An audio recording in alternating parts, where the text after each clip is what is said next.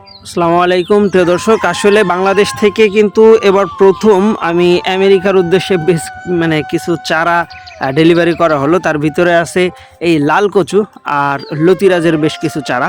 আমি 25টা চারা এই 4-5 দিন আগে ডেলিভারি করছিলাম। আর আসলে এটা আমার কাছে অত্যন্ত গর্বের যে আমেরিকার মতন জায়গাতেও আমাদের বাংলাদেশি কচুগুলা যাচ্ছে, আর সেটা যশোরের লতিরাজের পাশাপাশি এরকম লাল জাতের কচু।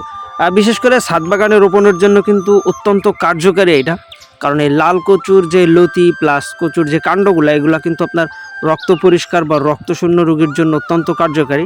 আবার দেখার সৌন্দর্য তো আছে, প্রত্যেকটা কাণ্ডই কিন্তু যত গাছটা বেশি শুকনো অবস্থাতে থাকবে তত বেশি লাল হয়, আর যত বেশি ভেজা অবস্থাতে গাছগুলা থাকবে তত বেশি এই গাছের যে কাণ্ডের এই যে কালারটা দেখতেছেন এরকম কালার হয়। তা মূলত যত বেশি শুকনা জায়গাতে কিন্তু আপনার এটা অত্যন্ত লালচে কালার হয়, লতিগুলাও কিন্তু লাল হয়, যেটা দেখতে আসলেই অত্যন্ত সুন্দর লাগে। আর যার কারণেই কিন্তু বর্তমান সময়ে অনেকে আছে যারা দেশের বাইরে বিভিন্ন স্থানে লতির জন্য প্লাস ছাদ বাগানে রোপণের জন্য এই ধরনের চারাগুলো সংগ্রহ করে।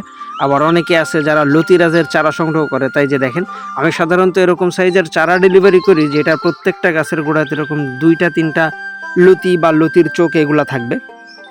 সাধারণত মাত্র 1.5 মাস বা 45 দিনের ভিতরেই কিন্তু ফলন দেওয়া সম্ভব। তো প্রিয় দর্শক, সবাই ভালো থাকবেন। আল্লাহ হাফেজ।